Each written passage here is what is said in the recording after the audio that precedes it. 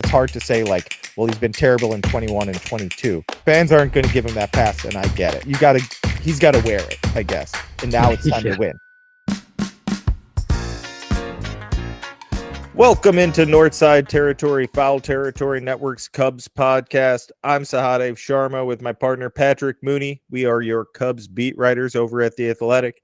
And Patrick, we got a fan favorite always, the mailbag episode. The fans seem to dig this one. We appreciate you guys sending in your questions via Twitter.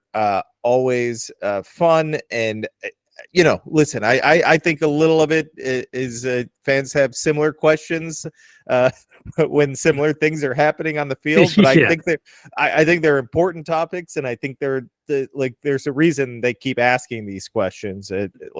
These things matter, and they are legitimate issues that face the team. So why don't we get right at it, Patrick? I think we've heard a similar question to this first one before, but I think it's incredibly important. Yeah, we got Robert Barnard. His Twitter handle is Cubs and Cards, interestingly enough. So take it away, Robert. Really only one question. Will Jed Hoyer be fired after this?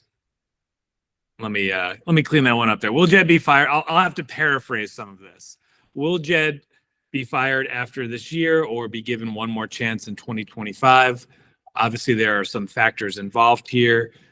Did he try and just couldn't succeed with pickups prior to this year? And will he get support to do what's needed financially? I think it's funny, Sahadev, that how early in the season we were getting this question. And I think things have improved to a degree where I think the final work product of this year will be disappointing and underwhelming, but certainly not like disaster. I think instead of me just kind of repeating some of the stuff we've written and talked about before, I think, Sahadev, you have like good insight and reporting on how kind of like this front office is already looking towards next year, which is sort of like an implicit acknowledgement of that they're going to kind of continue down this path, albeit under a lot more pressure next year than what they've faced in prior years of this regime.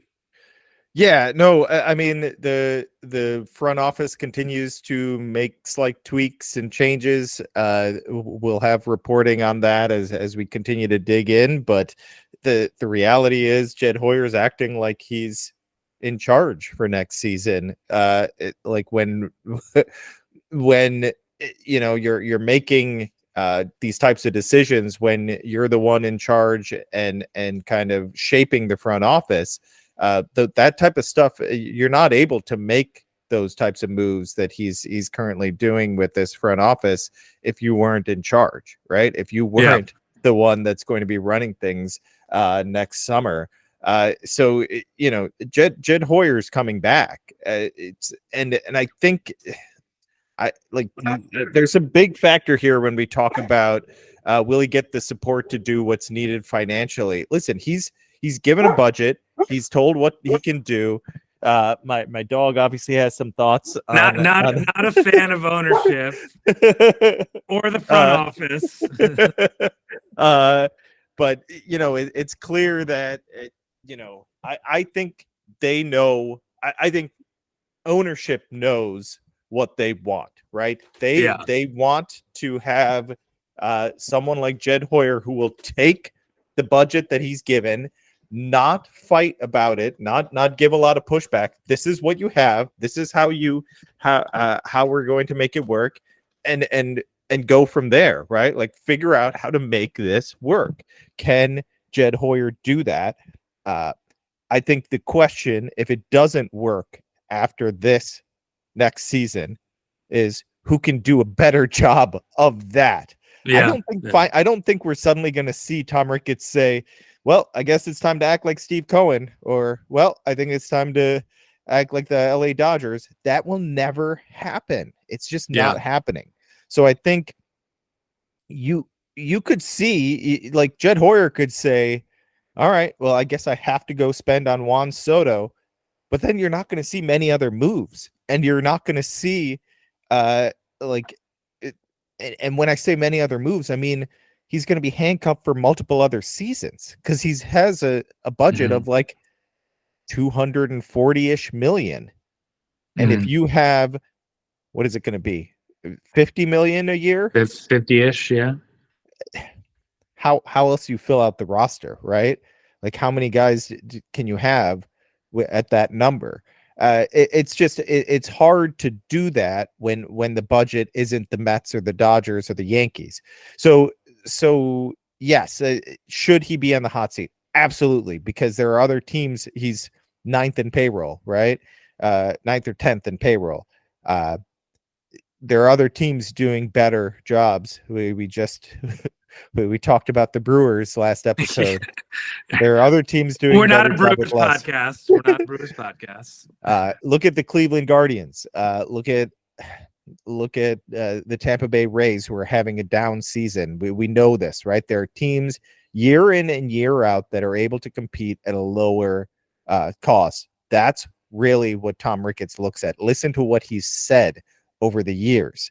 When you start to bring up money, he pushes back and says it's not just money.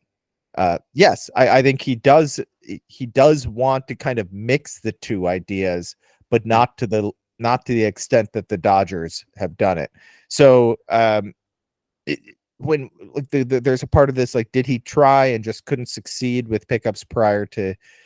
I mean, I think to a certain degree there were some things that didn't come to fruition. I think that's true about every offseason and every front office. Yeah, for sure. So there wasn't anything that was like you look back and say like, if only this player would have signed with the Cubs, it would be talking like they weren't about to sign, let's say, Corey Seager 2 years ago. They weren't about to sign, and these guys, with his injury issues and performance, maybe it doesn't matter. Like they weren't really like hot for Carlos Correa or Xander Bogaerts, right? Like they targeted Dansby Swanson. They like Trey Turner was headed to the Phillies like almost the whole time, right? Like these are the things that we could go back and forth on, but this is like I don't think there's any big swing and miss. This is just the way they've looked at trying to build this team. I also think like he's generally, and I've said this before, I've written it before, I think you have to put him on the hot seat because of the record. But if you look at what he's done, there's no like glaring mistake where you're like, how could you do this? Like the mistakes are the margins, right? Tucker Barnhart, Trey Mancini, Eric Hosmer. These are like small, minuscule mistakes. It's not a big deal. Those don't change the course of your franchise. You could say like, hey, Jackson Ferris and Zaire Hope look like really good prospects. Yeah, Michael Busch looks like a really good first baseman. You know what I mean? So I think there's a lot of stuff like that. Like Dansby Swanson in June, we were talking about, is this a disaster contract? And now he's going to put up the same season that he pretty much always puts up. Like his 3 best WAR seasons are the last 3 seasons.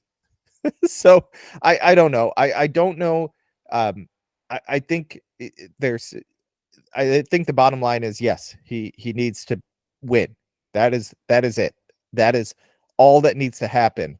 I don't think he's been an outright disaster. I don't think he's been a home run. I think he's been so far it's been very middling, which is how you get a middling record. A team that just outside of the playoffs. Just on the fringes of the playoffs for the past 2 seasons. In my opinion, I think 21 and 22 are hard to really evaluate, right? Because he sold off in the middle of 21, and like the talent drop off was so much that it's hard to say like, well, he's been terrible in 21 and 22. Fans aren't going to give him that pass, and I get it. You can't. You gotta. He's got to wear it, I guess. And now it's time to win. Now it's time to win. No more excuses. No free passes. Nothing. I don't, I know that's not satisfactory.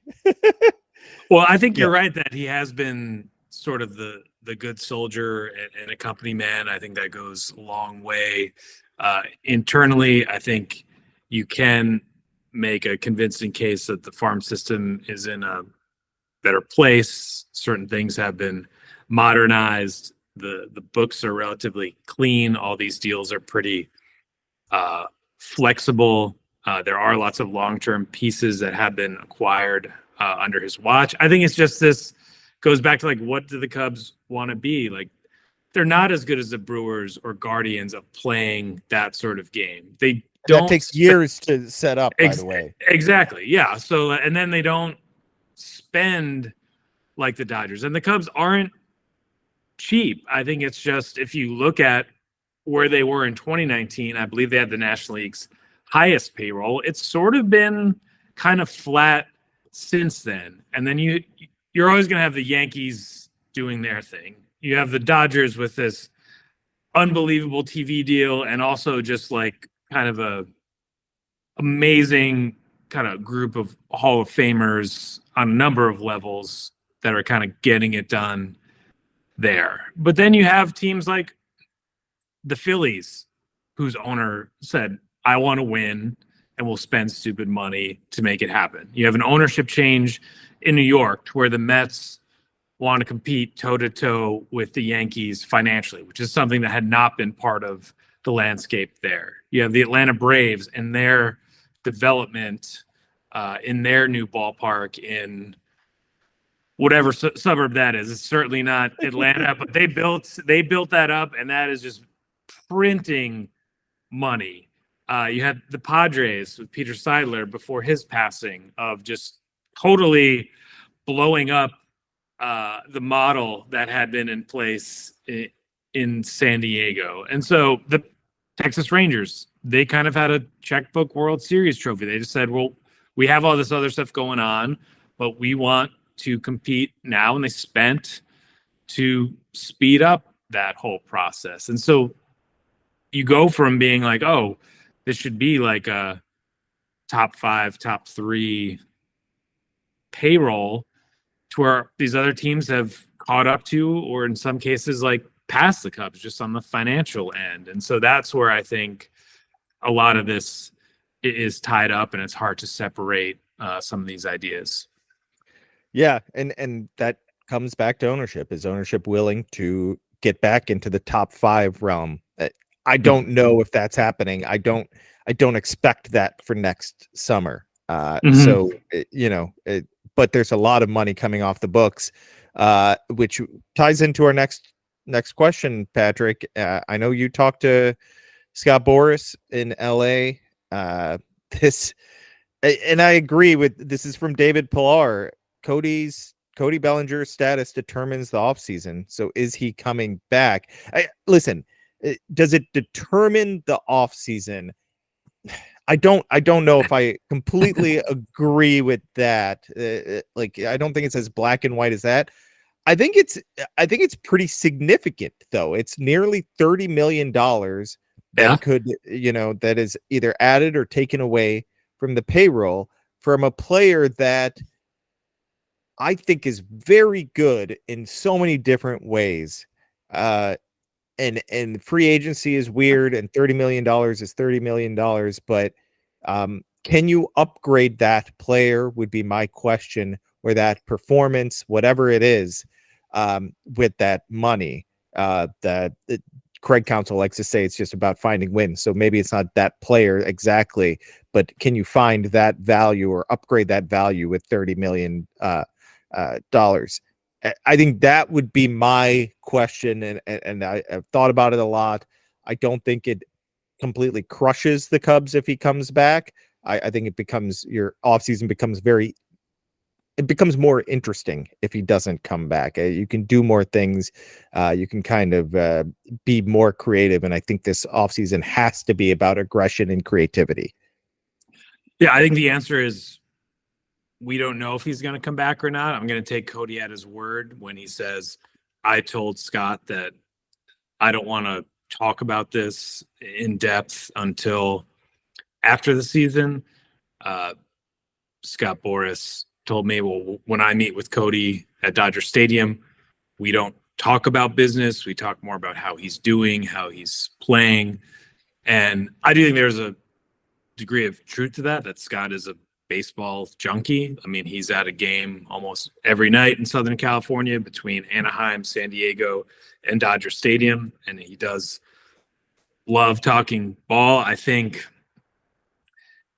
Scott's Farmer's Almanac, talking about if it doesn't rain, the crops don't grow, is part of a narrative that could be presented of like, if Cody Bellinger didn't play 81 games at Wrigley Field, his numbers would look a lot different.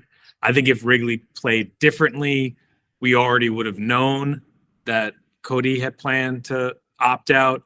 The whole idea of that contract was to opt out and try and get a bigger deal. Scott's default setting is taking his clients to the open market to determine their value. I do think I look at Matt Chapman's deal with the Giants, which was basically a free agent deal in terms of the pricing and the structure. Like, it's a huge score for Chapman and Boris. I don't know if that will kind of embolden Scott to be like, this is kind of the appetite is coming back after a winter where the baseball industry was, fairly cautious outside of a couple huge deals. And so that's why I'm saying I don't know, but I think Scott would want that to happen. I think Cody does enjoy Chicago. He knows he hasn't had that huge season, but at least he has another year away from that really bad ending with the Dodgers, which would help his case. And like you said, the Cubs are good with this sort of either way. I mean, if he comes back, I know he's a really good player. It's only 1 year. They like having him around. I don't think it's that hard to imagine him putting up at least 3 WAR and be basically worth almost $30 million. I don't think it's an issue that way. But if he does opt out, they're covered at center field with PCA. They're covered in right field with Seiya, though clearly that's a defensive downgrade. And they trust Michael Busch to be a first baseman. So whereas at this time last year, it was like, wow, the Cubs had all these holes and like, what are they going to do? And like without Cody, now it's like, I think they'd be fine with him leaving. And then they have that extra money to play with. Or if he does come back, like they're in the business of finding good players, right? And that he is one of those guys who you never know in like another contract year could have that like 5-6 WAR MVP caliber season that does push them into the playoffs. Yeah, I don't think there's any doubt he can put up big numbers. It's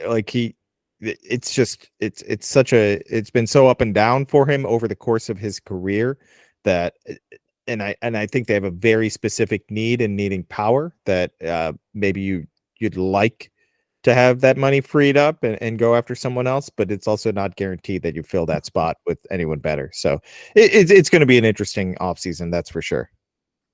Sahadev, I like this one as sort of a counterpoint, another way to think about where things are headed. This is from Staple Gunner at mass.gov. The Cubs are about to have their 8th winning season in 10 years.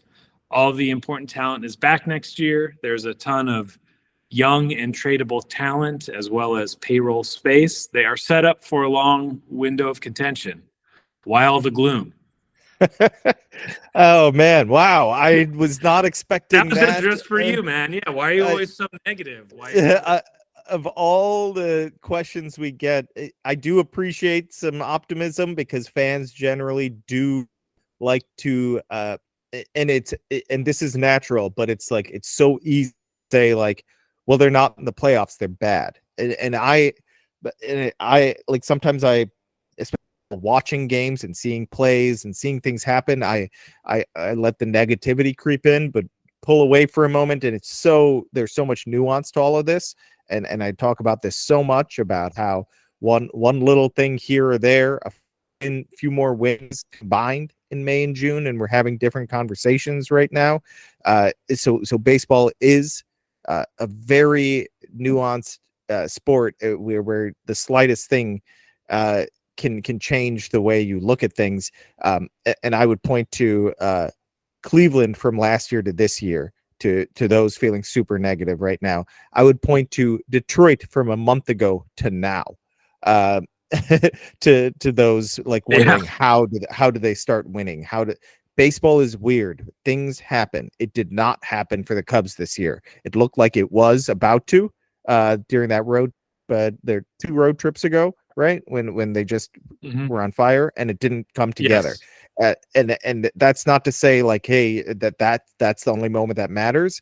I don't. Well, first of all, their 8th winning season. There's 10 games left. I'm not. They're 76, 77, and 75. 75. 77, 10 games 75 left as we're recording. Yeah, I would expect them to yes, have another winning season this year. I believe that will happen. It's not guaranteed. They could easily go 4-6 in the last 10. But yes, I think the default for people when things aren't going well, gloom. That's why you're hearing doom and gloom. That's why you're hearing doom and gloom. And when I think if you listen to Patrick and I don't think we're all doom and gloom. I think we're very much like, listen, the Cubs need to get better. They need to make the playoffs. That's all we're saying. I don't think they're that far off. Like we've talked a lot about in various episodes about the good things that Jed Hoyer has done. I just talked about some of those things. I think I agree with this, the premise that Staple Gunner is getting at here in general. Like they have the pieces and they're set up this offseason to build a really good team. Now the questions are going to be, well, where do these players play? Where does the talent play? How do you upgrade? They're stuck. I don't agree with that. I just don't. I think there are so many different ways that you can get better. And some of them may be a little drastic. Some of them may be on the margins. I think catcher is the obvious spot. And I think the past 2 weeks of Miguel Amaya kind of going back down to earth just reinforced that. I don't think he's a bad player. I don't think the first 2.5 months are representative of who he was as a player. I think the past 2-ish months are kind of representative of who he is as a player, which is like pretty average on offense, really trusted by his pitching staff. But you could upgrade there. Now, how they upgrade is going to be the question, because it's going to be really hard to get significant upgrade if the past 2+ months are real for Miguel Amaya, right? So it must be having a nice combo and avoiding those first 2 months. I think PCA having these last 2 months is huge for how they look at 2025. I agree. I agree. It shouldn't be all doom and gloom. It shouldn't be they're so far away from contention. And when I think the question is, how do they improve this team? And Patrick and I have talked about a lot of different things, but there's a simple one, bullpen. There's what Patrick and I are going to hammer probably this offseason, just to add another sure thing to the rotation to make things feel safe. These young guys are pushed down a spot, and then get creative with the position players. And we'll talk about this in future episodes. I think Ian Happ is incredibly undervalued by the fan base. I think you have to think outside the box and improving in areas. And I really like Nico Horner as a player, and I think you have to consider what's the push and pull there of if you make a move there, you are downgrading defensively. You are. That's the reality, because he's the best second baseman I've seen in right now. He makes, with every game that I watch, I'm more convinced of it. I just don't know. And we're going back to Craig Counsell. You got to put together the wins, right? That defense is valuable. He's a valuable player on defense. So are you going to upgrade enough on offense that it outweighs that? And that would be the question that they're going to have to answer, because outside and capture, unless you're getting bold here and doing something crazy, and when I say crazy, I don't mean stupid. I just mean really aggressive. Those are the two obvious spots.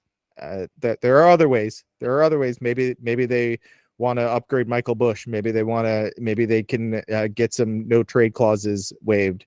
I don't know. I'm just trying to think outside the box. And then you have DH and the Cody Bellinger question, which we just talked about. So, Patrick, are you all doom and gloom? I actually appreciate this question because I do think we try to think about things from a wide range of viewpoints. Now, certain people may laugh when they hear us say that.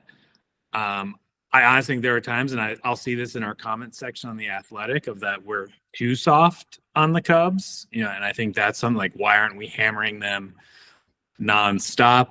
I do try to understand where people are coming from. That takes time. I will acknowledge I wasn't always great at that, but I have, working with you and our other colleagues at The Athletic, of trying to think about the industry and the game in different ways. I do think all of the things you just said, Sahadev, are accurate in terms of building blocks, pieces in place.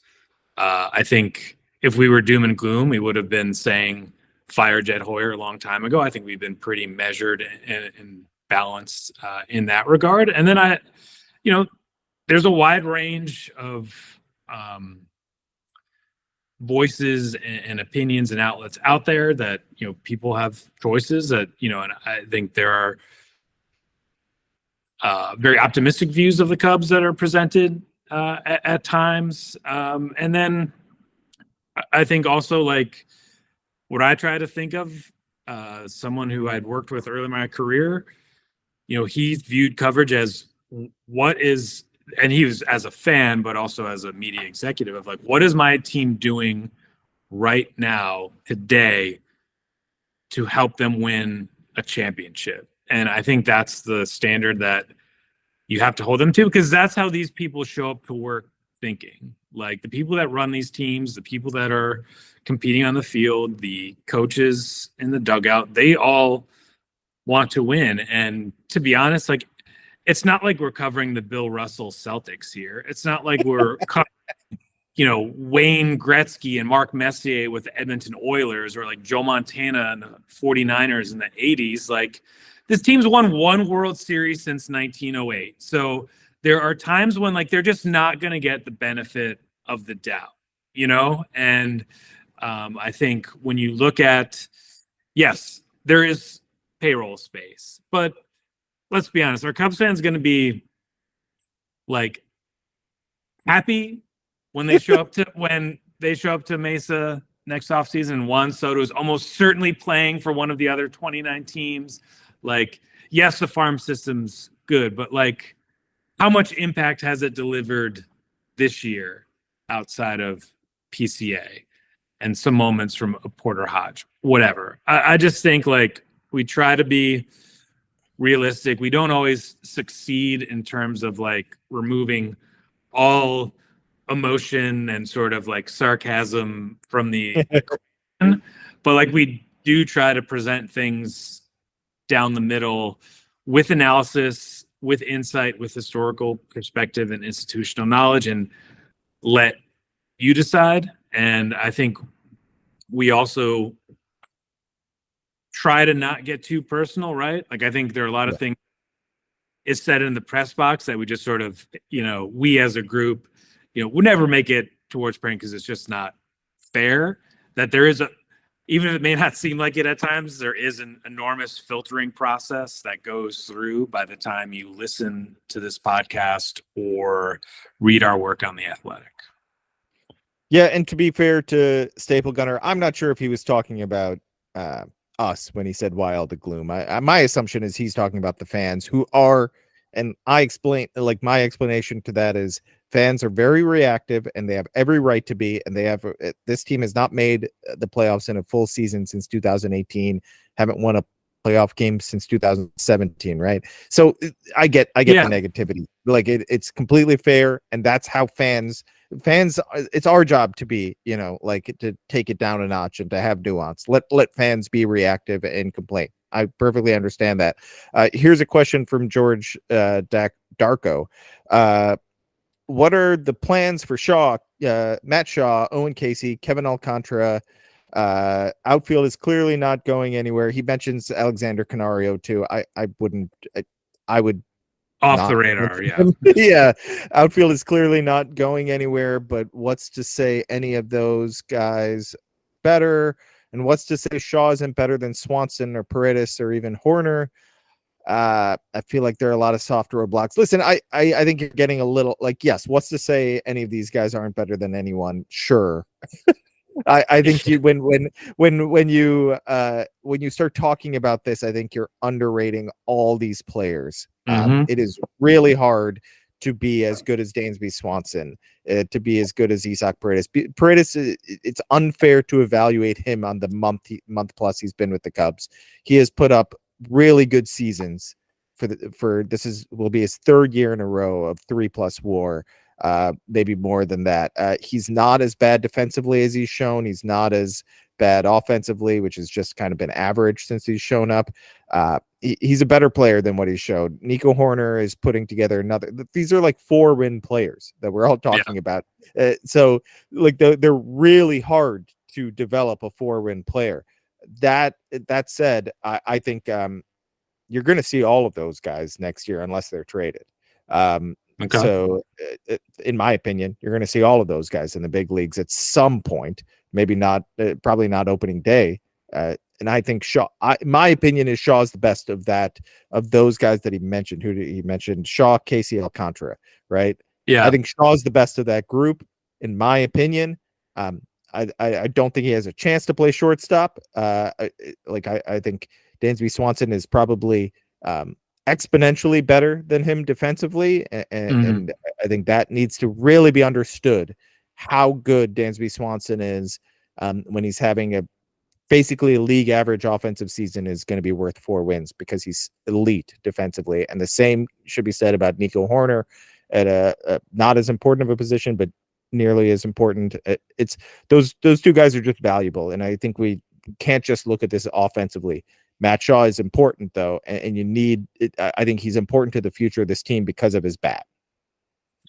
Yeah, I think part of this season why it was a disappointment that there wasn't more of that push internally to kind of displace. I guess there's more on the pitching side, like why Kyle Hendricks, they ran him out so often this year. So maybe it's not as fair on the position player side. Like it's not like Owen Casey's going to displace Cody Bellinger, but I do think like we saw this year and prior years, just the enormous gap between AAA and the majors that everyone says is only getting bigger. So I wouldn't really count on like these guys. I'd love to, if I'm a Cubs fan or a Cubs executive, I'd love to see them like pop up next year and make a difference and learn, and then maybe just go back to Iowa. And yeah, maybe we watch these players too much. It's kind of how baseball works. It's a regional game, same group over and over, that you kind of start to see the deficiencies more than the player's strengths. But like, Dansby Swanson got paid a huge amount of money after winning a World Series with the Braves at a premium position, like exceptional talent. I mean, Paredes was identified by the Tigers, Rays, and Cubs, 3 very different front offices at 3 different places of like, oh, that guy's got something and that we need or could really use or could help him get to that place. Like just a really young, interesting player, totally fits. And, Nico, I think maybe this year, like, is he going to be a guy that hits like 20, 25 home runs? Probably not. Is he a fantastic defender, a great base runner, a leader, someone who is like obsessed with baseball and like extremely intelligent? Yes, to all of those things. And so for me, I think it's hard to like subtract him from the mix and think you're going to wind up that much better on the other side, in part because of how the industry values those guys, right? Like if he's not like a monster offensively, like what is the team going to give up in a deal? think the Cubs are certainly going to explore all those avenues as well they should. But I think it's hard. I think it always sounds better in theory to start dealing guys away and, getting some awesome other player. And then you've got young guys to backfill. Like, that's just usually not how it works, particularly in Chicago. And I think that's a good one. Good transition to wrap up here, Sahadev. From our guy, our woman, who knows, bullpen genius at Pooch7171. Love this idea. Should the Cubs target the Brewers manager again this offseason? I'll drop the microphone after that. I think just after every season, when the Cubs lose to the Brewers, sure. Yeah. Just hire their manager. That's the solution. That's a good one. That's a funny one to end with.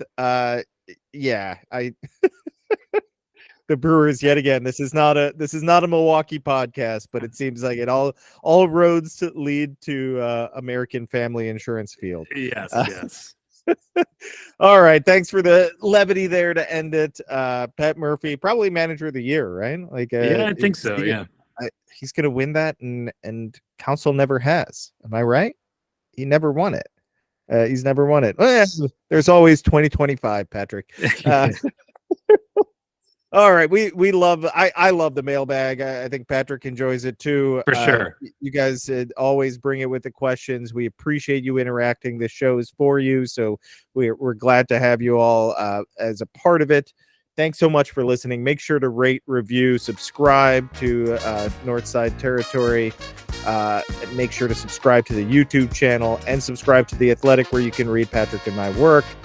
We truly appreciate all the listeners. We appreciate all the people behind the scenes putting this podcast together, always grinding through and putting this stuff up whenever we come out with new episodes. Thanks so much for listening, everyone. We'll be back at it next week. Take care.